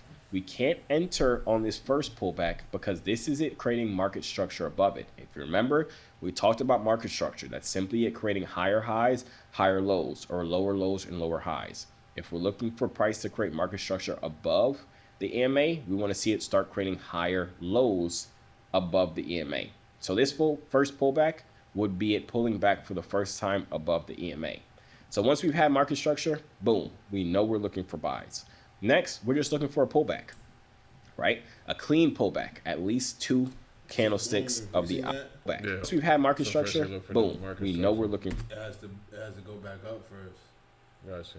You know what I mean? Yeah, if it's above the EMA. Yeah, it has to go back up first. Yeah. And then this is when he makes the trade. Enters. You feel me? Yeah. Here's where he makes the trade. You don't make the trade here because it didn't bounce back up yet. You feel me? You gotta wait. You know what I mean? And then here's when he makes it. And then you see 2 clean ones. Doji stick. And then you see the doji candle. Yep. And then you see how big this one is, bigger than all 3 of the last candlesticks. Mhm. The previous candlesticks. Mhm. You feel me? It's bigger than all 3. So then that's when you make your trade. And then he shows that stop loss. You put your stop loss right here. Mhm. I think you put your stop loss right here, and that's when he shows it. That's when he shows that step that you were trying to Figure out. Yeah, I don't know what step that. The It was moving average. Look yeah, to it was buy. the one before Get the started. last one. And interesting. Yeah, it was a fifth. If you didn't, if you just want to be in and out, be winning 2 times. So we're buying right on the one that he's showing. You're You're buying because it's going down. It's going low. up. It was about to go up. Yeah. You feel me? Yeah. Yeah. Think about the candles are above the EMA, so we're buying. We're going up. Got you. So we're buying. Yo. So you place your stop loss below the doji wick. Yeah. Okay. Yeah. You That's feel what, me? and like you said, that's what he's gonna show. That's what he's gonna show. Yeah. The moving average, right? So here we see price broke above the moving average, and then market structure above it or lower. We want to see it start. Would be it pulling back for the first time. Next, we're just looking for a pullback, right? A clean pullback, at least 2 candlesticks of the opposite direction. So here we see price bought up. We had a pullback here, right? We only had 1 clean candlestick though, so that's not a valid pullback. We would ignore that. We see price continue buying up, and then we had another pullback. This time we had 2 clean candlesticks, so this is a valid pullback. And then at that point, after we saw our pullback, we got our pullback, we're then waiting for a high volume doji candlestick. And what do we have here? A doji candlestick where the size of it, if we just plot off how big the doji candlestick is, it's bigger than the last 3. It has to be bigger than the last. Doesn't one. have to be bigger than this one. This one, it could be bigger than this one, and then that's still good. high. It's still high. Candlestick before it. Yeah. It's also bigger than how big the doji candlestick is. It's bigger than the candlestick before it. It's also bigger than the candlestick before that one. And it's also bigger than the candlestick before that one. That is a high volume doji candlestick. Now keep in mind, it doesn't have to be bigger than all the candlesticks before it. It just has to be bigger than at least 1 of the last 3 candlesticks before it. It's just in this example, the size of this doji candlestick is bigger than all 3 of them. It looks like it's actually bigger than all 3 of them combined. But once we have that high volume doji candlestick, then in this instance, since we're entering for a buy, we'd go ahead and get our long position tool here. We'd click right at the top of the doji candlestick because that's our entry. We'd drag our stop loss below the body of the candlestick, like we talked about inside the checklist for buys. Our stop loss goes below the doji wick. That's where we're checklist for our stop loss. We'd click right at the top of the doji. On a buy, he enters here. Yeah. But your stop loss. So on a buy, you enter at the top of the doji. But your stop loss is at the bottom. At the bottom of it. Okay. Doji candlestick, because that's our entry. Once you get that, We drag our stop loss below the body of the candlestick, like we talked about inside the checklist for buys. Our stop loss goes below the doji wick. That's where we'll place it. And then we're going to drag our take profit until this says risk to reward ratio at least a 1. Here, as you see, it hit a 1-to-1 risk to reward ratio. Risk to reward ratio at least a 1. Drag our take profit until this says risk to reward ratio at least. That he says that this is that's the money. That's how much it is at that time. The price I meant, yeah. At that time. Yeah. A 1. Here, as you see, it hit a 1-to-1 risk to reward ratio. And then what happened? We would have entered the trade here, and we would have won the trade right here because it would have went up and hit our full take profit, and this trade would have won us money. If we look on our long position tool, we can see this is 53 ticks. If we had just taken one contract on NQ, this would have made us $250 within the matter of 8 minutes, right? Which is pretty good. Now keep in mind this strategy, most of the time you'll hit your take profit within 3 to 4 minutes. Most of the time, sometimes it'll be a little bit longer depending on what time it is. I personally like taking this strategy between the hours of 9 a.m. Eastern Standard Time all the way up to about 12 p.m. Eastern Standard Time. That window right there usually has the most volume and the most opportunities present itself. So that's usually when I like taking the trade. But this is just one example. We can look at multiple other examples. So you'll see here, we created market structure below the EMA. Right now we're below the EMA. This is the EMA right here, this blue line. We're below the EMA. And then what did we get? We had price create bullish momentum here. Started going to the upside, had a nice pullback, but it didn't give us a doji candlestick. It gave us one right here, but this candlestick right here invalidated the trade for me because I don't like seeing candlesticks that have small wicks on the top or on the bottom before we get our high volume doji candlestick. So if I get a low volume doji candlestick first and then a high volume doji candlestick after, I don't take the trade. I want to see it go from being in bullish momentum to then having our high volume doji candlestick. So I wouldn't have taken this. Same thing, we had price sell down here, then it started buying up for our pullback, and we had a low volume doji candlestick, so I wouldn't have entered it. But then we had another pullback here. Nah, he doesn't, because one, why I wouldn't is because you still see that wick right there. So to me, that's not clean still. Yeah. 2, this is not a high value doji. It's small. It's a small one. It's not bigger than. So that's not it. Any of these 3. Right? And then we had a high volume doji candlestick because right this candlestick is bigger than the candlestick, not the candlestick before it. It's bigger than the candlestick before that one. And it's also bigger than the candlestick before that one. So this signifies as a high volume doji candlestick. So since we're looking for sells here, we would then press short position. At the bottom of the wick would be our entry. And at the top of it, we'll put our, would be our stop loss. And then we drag this until it's at a 1-to-1 risk to reward ratio, as you see right here. And as you see, this trade would have won literally the next minute. So we would have won this trade within 1 minute. And again, this is 56 ticks. It's always going to be different, but this is 56 ticks. So this would have made us a little bit over $250 as well if we use just one contract. You'll see a bunch of these examples all over, but that if we use just one contract, it made us a little bit over $2. Right there, right, yeah, right here where the mouse is $250 as well if we use just one contract. You'll see a bunch of these examples all over, but that is essentially how you do my hybrid super scalping strategy. This checklist right here, follow it to a T. Do not deviate from it. If you change anything on it, it can mess you up. Oh, you watched this? Oh, I remember way back. You remember the first time when I tried to. You watched this? I watched. Yeah, he didn't have the playlist, but I remember he had like a video, like this video. Yeah. He probably had the playlist, but I just didn't see it. No, he had the extended version, like the full shit, like with all the videos. That's what it was.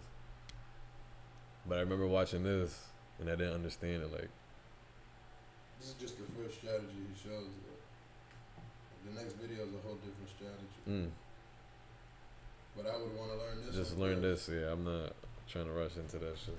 You feel me? Yeah. Once you master this, then you can get to the next. You know what I mean? Yeah. That's what I would do. Yeah.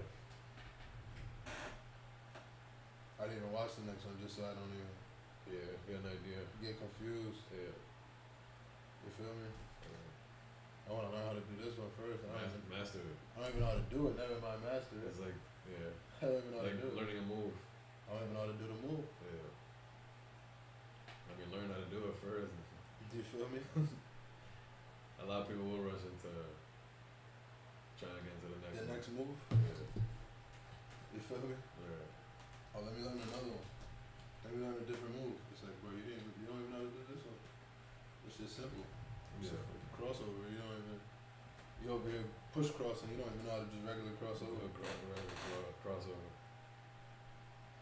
You over here push cross and you just don't know how to get that motion. You're doing this every time. Every time you're just doing this. Mm-hmm. You feel me? Yeah. Instead of knowing how to get to that movement where you're doing that AI cross instead of push cross. You feel me?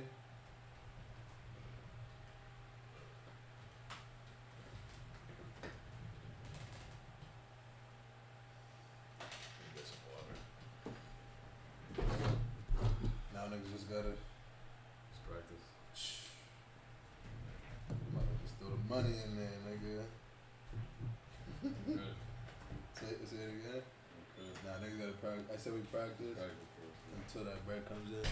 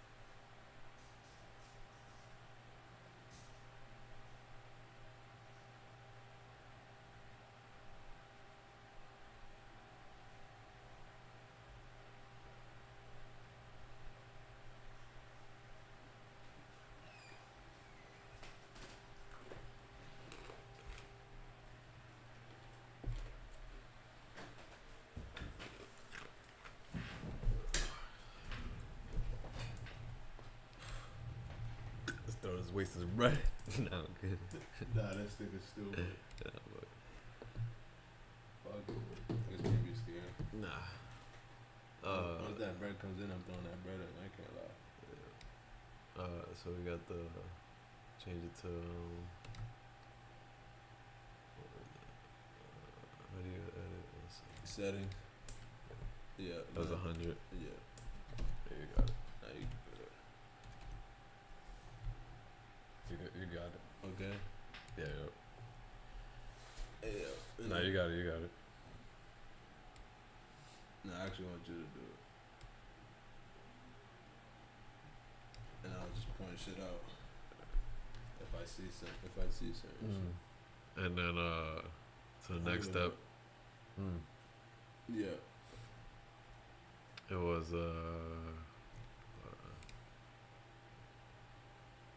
okay, the market structure. So if it's yeah, if it's above it, we if the candles are above it, we buy. If they're below it, we sell. yeah. So it can be at any area. Yeah. Alright, so Yeah. so for example, we can probably take, so this is below. It's below the EMA. And then we gotta look for the green candlesticks. Nah. Say it again. No, that said that we gotta look for the green candlesticks.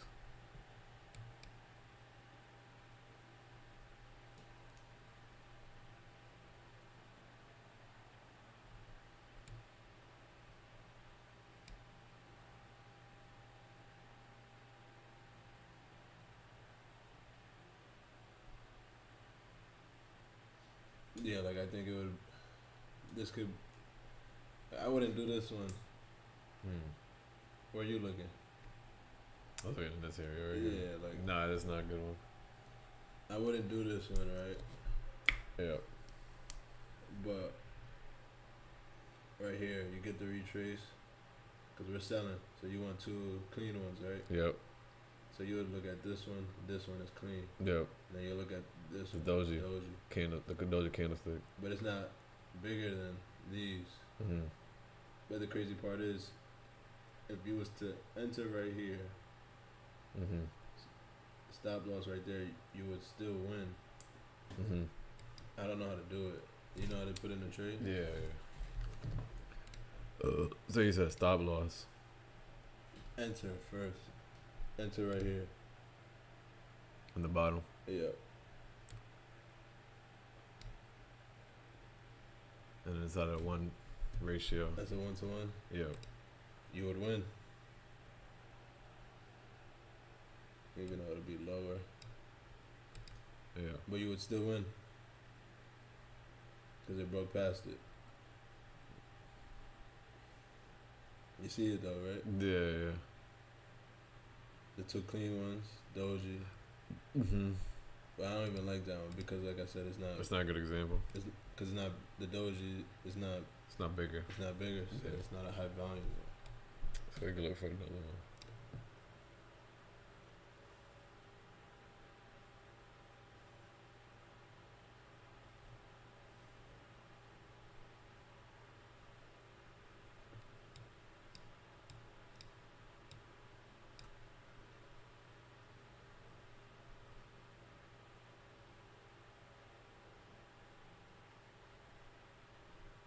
Some shit like this, too. Boom, boom. Right. Doji. Enter for And then you would enter right here. You could do it. Yeah. I don't know how to do it. For Enter at the top. is it not a It's a buy. yeah, there you go. Move the bottom. No. Move the bottom. The stop loss. Move it up. To that top, to that wick. No, to the wick, yeah. Yep. And then you would have to move it down to a 1-to-1. Oh, okay, I see. And then you win. Oh, I see. Yeah. It shows how much we would have made off of that. You feel me? Yeah. It's 65 ticks. And then right here, this is why you would also do it because it went right here, but you don't do it here. You want to do it up here. You feel me? Where the market structure is above. Not only above, but you don't. I forgot what he said, but you don't do it on the first. You gotta wait till. You're being patient. You gotta be patient, basically. You know what I mean? You gotta. Till it goes back. You can't just You can't just pass the ball to the nigga. You feel me? You gotta let the play develop in a way and just let it like smooth. You gotta be smooth. You feel me? So for you always gotta put the stop loss at the bottom, or is it you only put for this one you put it on the On the top. you put it on the top if you're buying. If you're selling, stop Or loss if you're at the top. Okay. You see it? Yeah. And you would still move that shit down here. It would actually be like this.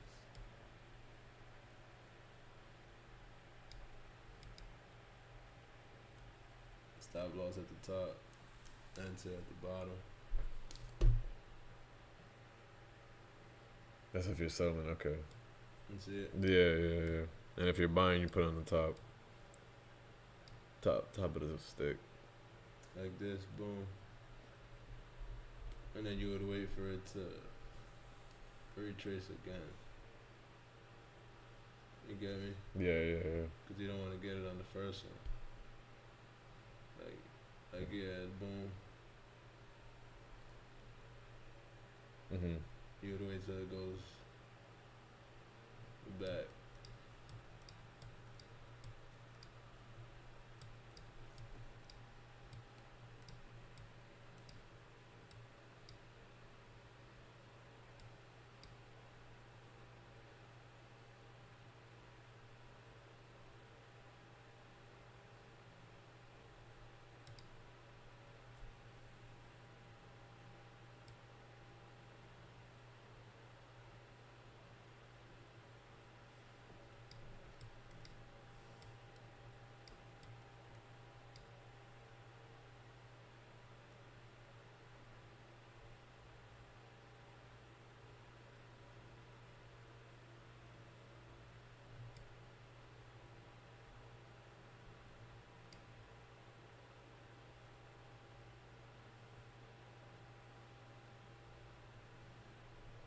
Like right here.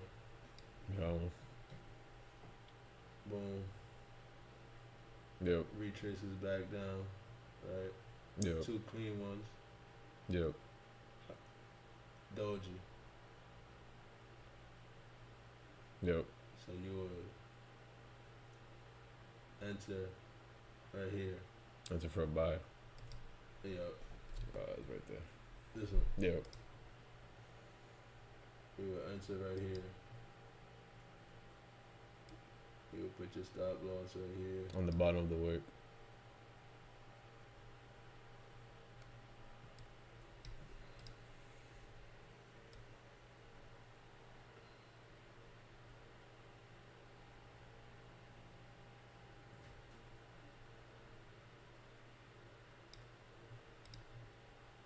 Right there.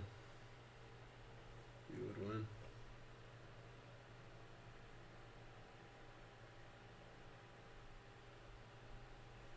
But you wouldn't. I don't think you would win right there. Nah. Because it hit the bottom first. Yeah. You see it? Yeah. It's gotta be an opposite color, no? What you mean? Before, like when you're looking for the pullbacks, because right here you have it on the red. the same But color. He did that though. Did he? Yeah. So it's gotta be as long as it's a doji stick. Yeah. A doji, the doji. Yeah. And it has to be a high volume doji, so it has to be bigger. Bigger than both of the other ones. You feel me? Yeah.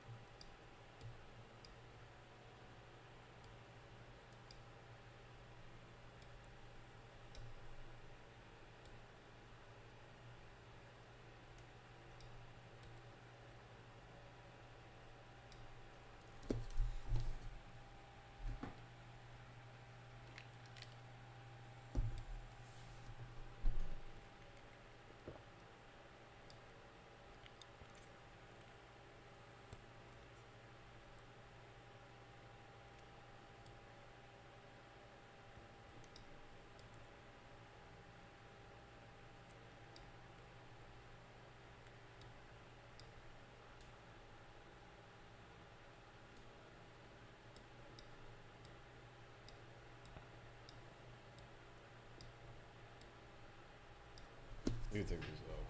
That shit been charged. My bad. Cause I know it's just you're not even free.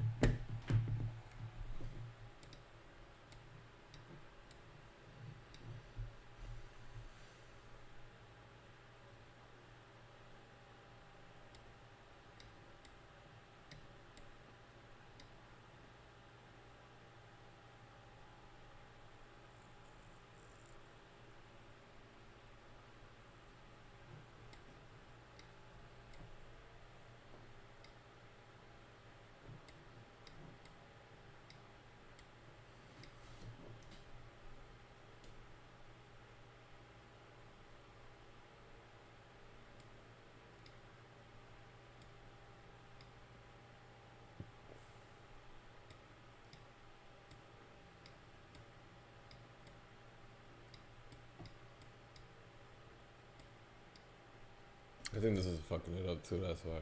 But close that window. It's like a window. Look at this one. 2 green ones. Yeah. A big. Doji. Yeah. That's where you want to enter the trade. You feel me? Yeah. This one's That's the sell. No. Yeah, that's the long position is to buy. This is sell. Yeah. I don't know. Yeah, we're selling. I forgot. Yeah. Enter right here.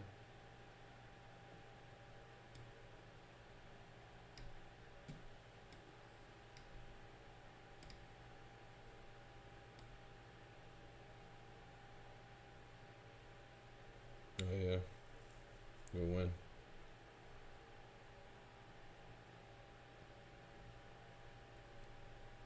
I'm not looking.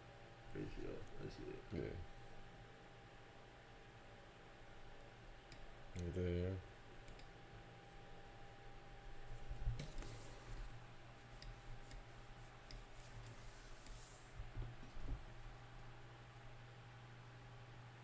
So when you're selling, you're looking for 2 Green. greens. Yeah. Yeah. Bullish. Clean greens. Yeah. And then, you feel me? Yeah. It's simple for real. Yeah, it is. It is.